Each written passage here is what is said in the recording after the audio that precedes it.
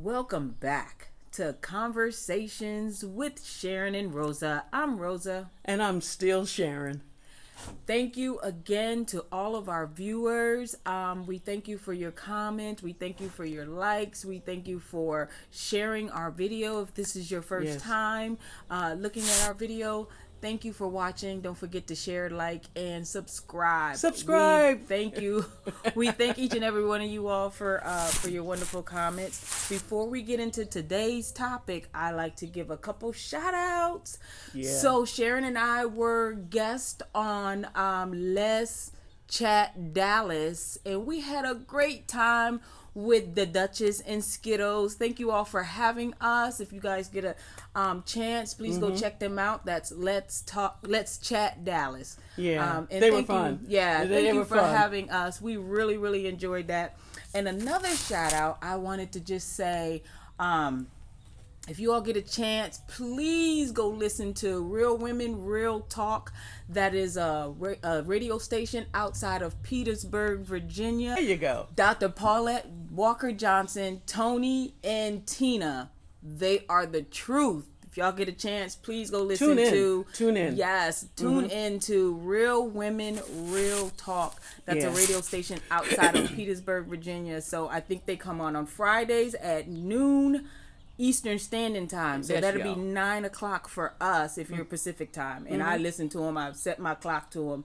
They are the truth. Yeah. And thank you. So they'll make your day start the right way. Absolutely. And give you something to think about. Yeah, their last topic was about secrets, and I'm telling you guys, it really resonated. And Sharon and I actually put that on our list, so we will be talking about that in the future.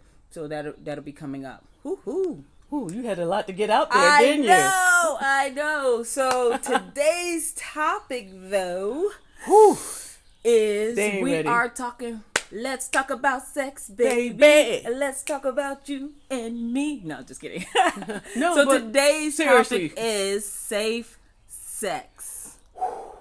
That is what we're going to be talking about today. So I hope you all can relate to this, and definitely give us your feedback. Let us know what you thought. Give us your story. We've gotten a lot of stories lately, and we appreciate those. Although we're not professional therapists in any way. No credentials. No credentials. Well, we got credentials in our own lives. So yes, we did. We know us. We know our lives, but we're definitely not professionals. But we love hearing it, and we will give you feedback. Yes. So, okay. Yeah, we will. Absolutely. So today's topic is safe sex. Wow. Okay, you got that out your mouth, didn't you? Okay. Like who woke her up?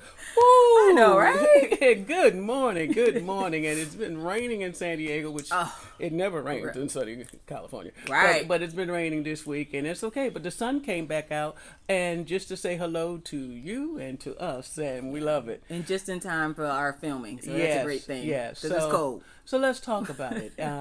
We have so many conversations, and everything that comes up doesn't always come out, but we got to keep it real. We got to go to where we live and what's really going on. We got to talk about safe sex. So our questions to you, first thing, are you practicing safe sex?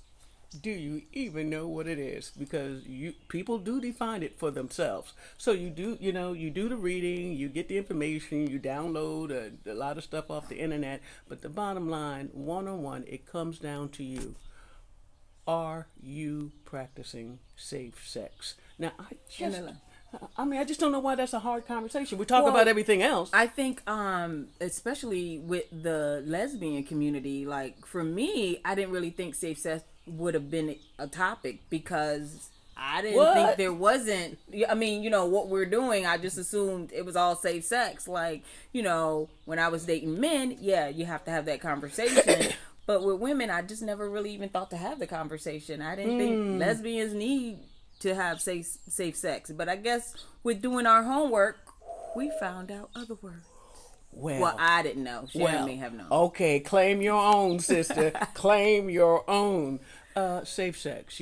How do you find it? How do you define it? How do you know that you are? So, how about this? Let's just start. I'm gonna hit you. Bam. What are the 4 top diseases that are not curable? and comes under the list of sexually transmitted diseases. What's the top four? 4, 3, 2, 1. What are they? Well, what are they, Rosa? One of them is still, unfortunately, HIV. Yeah, not curable. Manageable, but not curable. Hepatitis B. And still number 2 of the top 4. I know some people with hepatitis B. They've been struggling with that. HPV. And, I'm sorry, herpes is still out there. That's the top 4. And so, ladies, let's just keep it real, because that's where we're going to go, where we have already taken your temperature. Let's start the conversation here. When you're dating, and I'm talking about dating, we're lesbians, we out there, and though though COVID's out there, we're still alive and grooving, right? Well, here it is. Do you talk to your partner about it? If not your partner, the person who you just slept with. Have you slept with more than 3 people in the last year? I ain't trying to get in your business. Last 6 months. Okay, the last 6 months. Have you really? Well, COVID might have slowed some people down. Yeah, it didn't slow all the players down. I'm talking to you players. I'm talking to everyone. Yeah. Okay, but seriously, do you even know what the diseases are? Are you practicing safe sex? Are you having the conversation about safe sex? And if not, why not? You talk about finances, you talk about where people live, where they work, talk about their children, you talk about, the menus at Denny's. I don't care, I don't know what y'all talking about. Question today is, are you practicing safe sex? And if not, why not? It's a question, but it's a very important question. When's the last time you've been tested?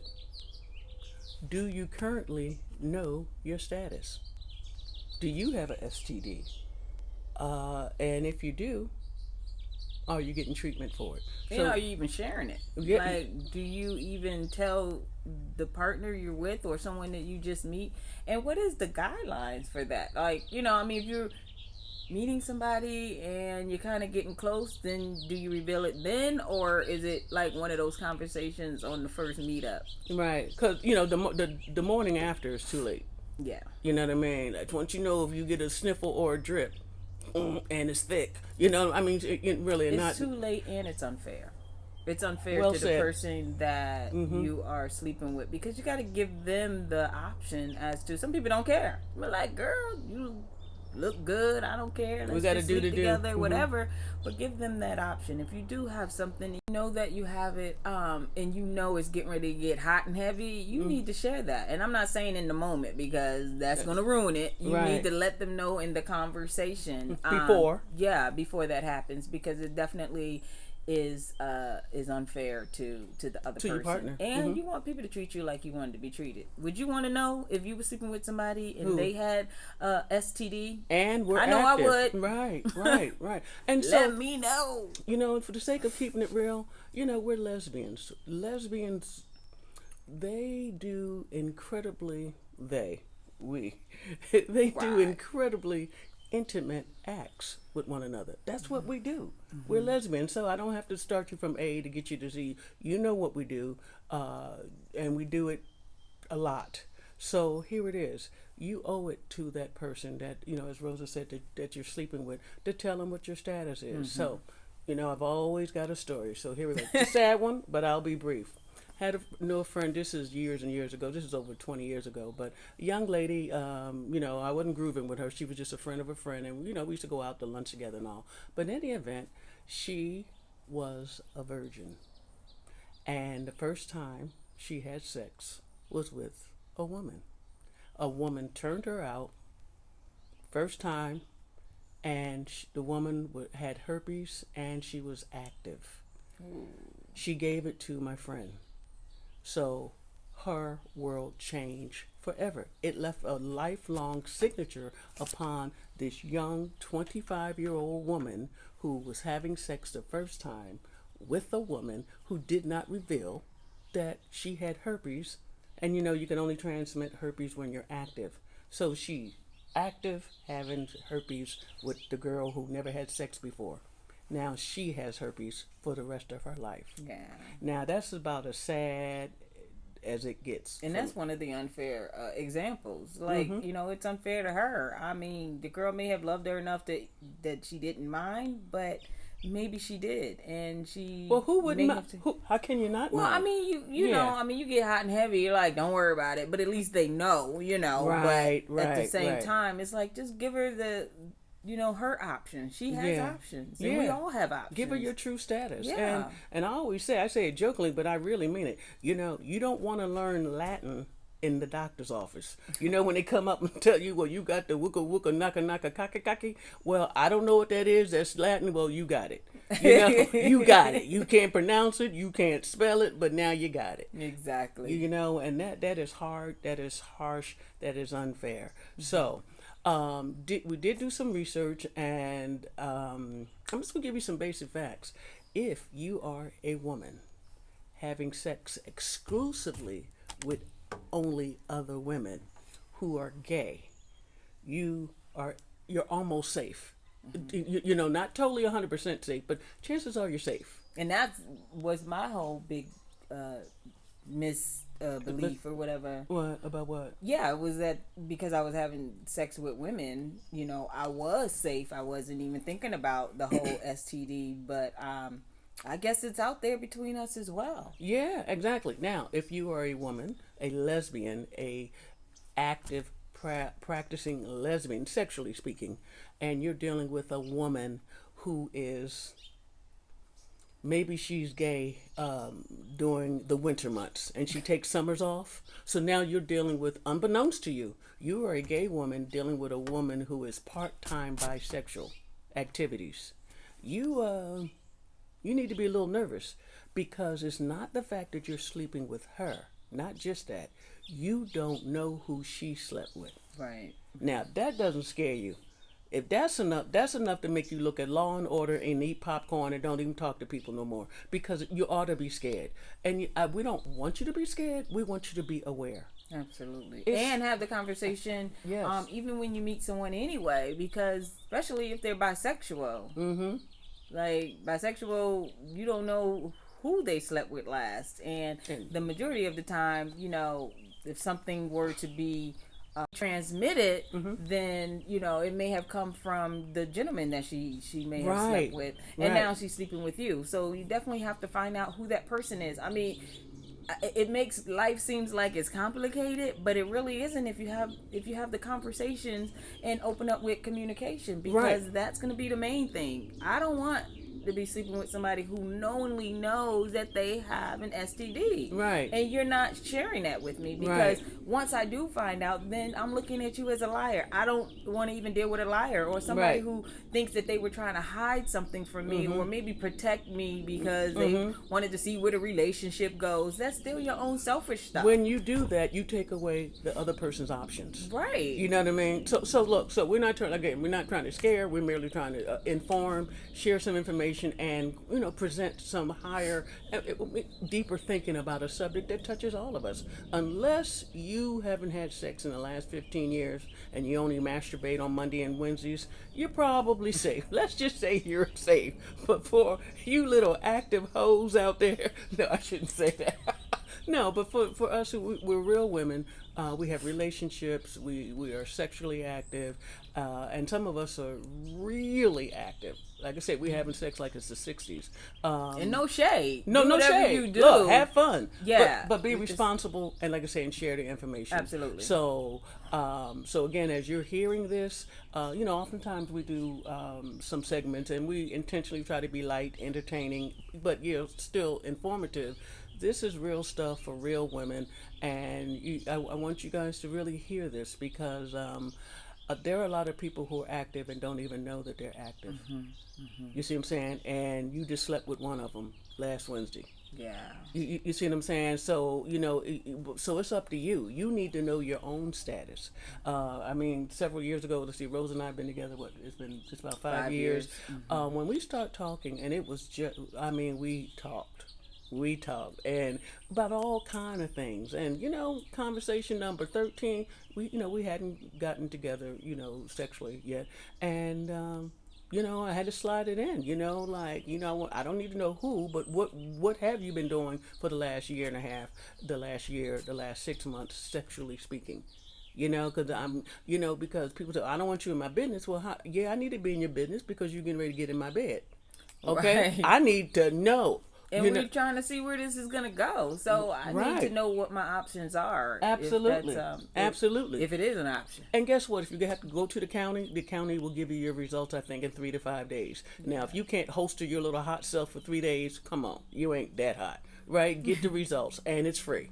All right? I'm saying it because I've been there, done that. And truly, you owe it to yourself, and you surely owe it to the partner.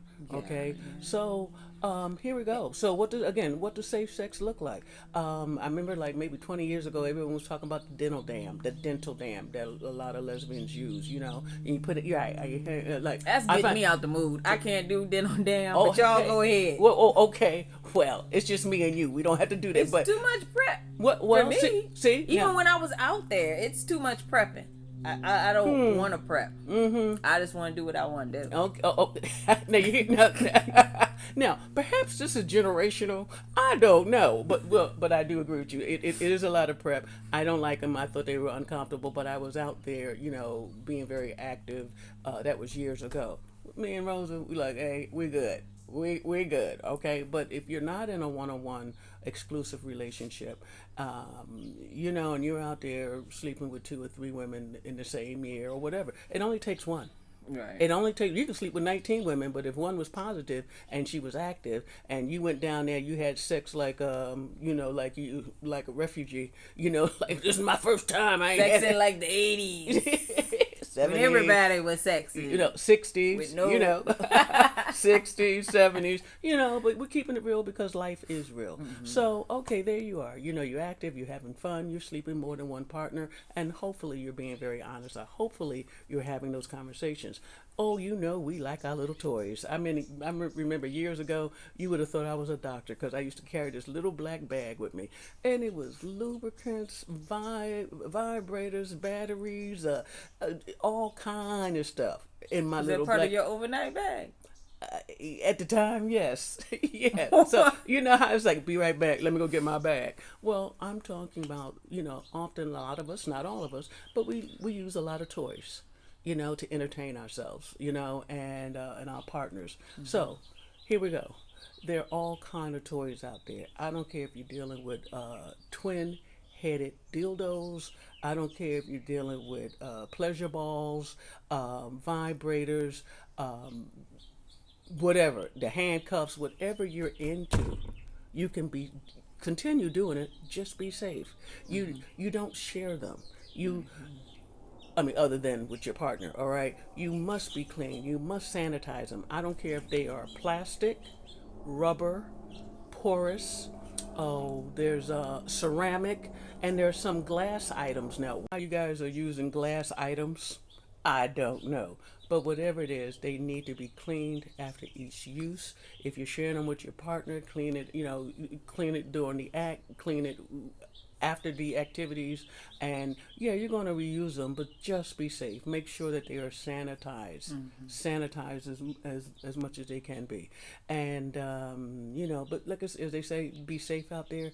Be safe out there. Yeah. Now, so what happens? So and I hope this is that you're really listening to this and do a little bit self-reflection.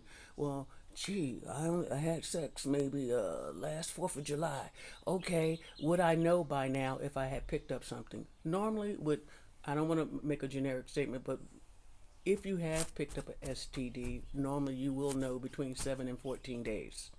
All right, your body, what's normal for you. With women, if there's burning, if there's itching, if there's sometimes we have vaginal warts. You say, well, what's a vaginal wart? You'll know one if one shows up. Mm-hmm. Okay, so we don't want you to know about them afterwards. We want you to know about them beforehand, mm-hmm. Right? So, but nature gives us some warning signs. Like I say, if it burns when you urinate, and for those of my sisters out there, if you're doing anal sex as well, the itching, the burning, not bleeding per se, but when you start feeling things in places that you didn't feel them before, be aware, be mindful, because you may very well have picked up something and not been aware of it. Yeah. All right. So, and then, oh my goodness, you gave it to little Lucy, who you had sex with on the 4th of July. So if you gave something to somebody, somebody's calling you. Mm-hmm. You know what I mean? No. I feel like I'm in the doctor's office right now. I really do, with all this Sharyn's coming up with. And it just sounds like, a form of, and it's not an STD. I know COVID-19 is real, but it's like you don't know where you would pick it up from if you get it, and you can pass it on. So STDs is similar, it's just sexually, so yeah. You don't know if you have something, you don't know, you may have given somebody something else. Yeah. So you just have to, take precaution and just, get tested every so often, even if you're not sure. Right. Well, I'm going to push back on you about the COVID thing. What makes COVID so very deadly, and we all know, we've just hit 25 million people in the United States who are positive for COVID, which means anyone can give it to you, and you didn't have to kiss them. Right, but that's what I'm saying. You know what I mean? But you would know, you know immediately if you got something that it's not right. You got a headache. You're hurting. Just I can't breathe. I feel, so many different symptoms. But you will definitely know it. You don't have to wait for someone to call and ask you, "Are you feeling okay?" You would know that. With STDs, it's a little. One is a lot different in the sense that chances are you have to have been intimate with a person, or at least in very close contact. You may not have symptoms of something. Right, but you want to know. Some stuff may be dormant for a long time, and you not even know, and you can pass that to the next person that you sleep with. That's true. So that's true. the sense that I'm getting from. If you don't know, you don't know.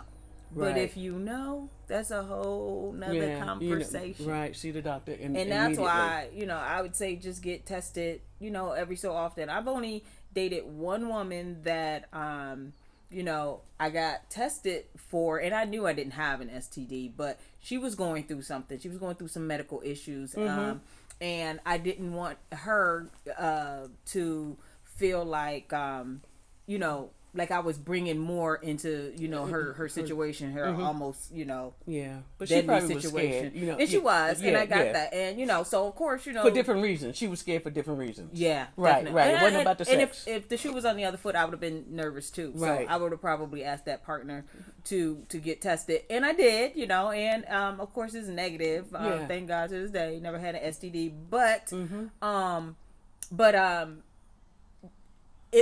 it kind of made me think like, I probably just need to get tested every so often anyway when I was out there in the dating world, you know, and now that I'm with Sharyn, we've been together for 5 years, so definitely I haven't slept with anyone but her since then, but maybe something is doing. We would like to believe that. See, this conversation gonna start something. No. That's another show, ladies. That's another show. It's not gonna be another show. This conversation is it. Right. But I'm just saying, like, if something was gonna be dormant, it would have surfaced by now. Absolutely. So, I feel like I'm safe. I don't really need to if I'm with one person to keep getting tested. But if I'm out there in the dating world, I think, every 6 months is probably a good time to go get tested. Right. And some people do it once a year around their birthday or whatever. But my thing is, like I say, do have the conversation. Well, do it with your pap smears. Yeah, exactly. You got to go get a pap smear anyway. Right. We need to as women. So if you haven't, go. And breast exam. Because I'm late with that too. It's another way of taking care of yourself. Yeah. But the fact is, one thing when it's just you and you.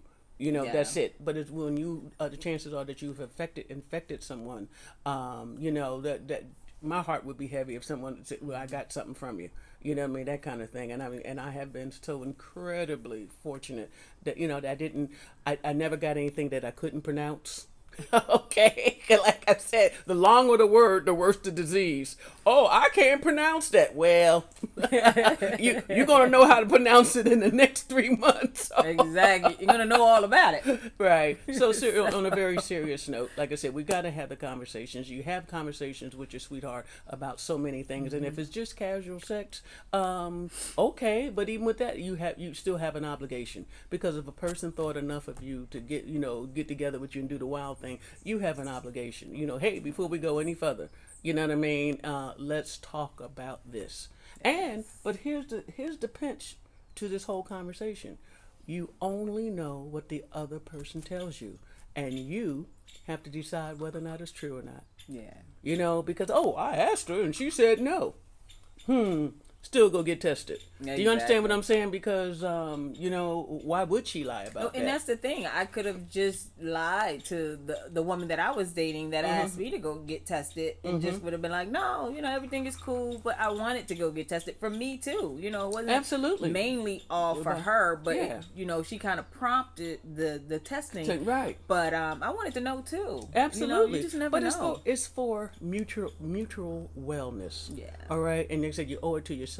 You owe it to that person who you slept with, and especially us out there. I don't mean us, but you out there who are having multiple liaisons with women of the sexual nature. You owe it to them. You really do. So that's what we have for you today. We want you to be safe out there. We love you. We care about you. Every segment we do, we cannot go to Happy Town. But because we all live in lesbian land, we want you to be safe out there. Be mindful. Be safe. Be honest. Yeah. Okay? Get yourself tested. And most of the heavy topics, I be sharing stuff. You know what I'm saying? I like the happy times. I be like, no, let's talk about dancing. No, let's talk about skating. No, I'm just kidding. But no, we do talk about it and figure out if it's something that we're going to talk about. And technically with safe sex, in my opinion, I think it's to each his own. I think it's something that we have to, figure out within ourselves if that's something we want to, know for ourselves and to be able to pass on to others. So you need to know. This subject is really hard for me in a sense because it's like I'm on the line. I know I haven't always been the safest person or even have those conversations. They really were uncomfortable conversations. Like, who want to have that with somebody that you just met? I get it, but it's necessary. Yes. Because I'm older now, I understand that. But now I'm in a relationship where I don't really need to. But if something were to not work out with Sharyn and I, if I'm going into another relationship, it's gonna be a had conversation. Well, we know that ain't gonna happen. Okay, I'm just y'all know me, right? I'm just saying. Oh, okay. Anything can happen, but that's not gonna happen in lesbian land. Okay, but listen, you guys have been absolutely wonderful. We just had to do it. We got some exciting topics coming up in the next month or so. Yeah. So we really want you to keep tuning in. Thank you for subscribing. Subscribe, because that's what we're trying to do. We're trying to build out our network. That's what we're doing. We're building our network. If you love us. If you love us, then subscribe. Please. We love you back. Wait a minute. It doesn't cost you anything. It just means that when the next show comes up, you get a pop-up saying, hey, conversations with Sharyn and Rosa. You guys have been absolutely wonderful. So until next time, we're wishing you the very best. Of all good things. Stay safe and stay woke about safe sex. Yes. Thank you for listening.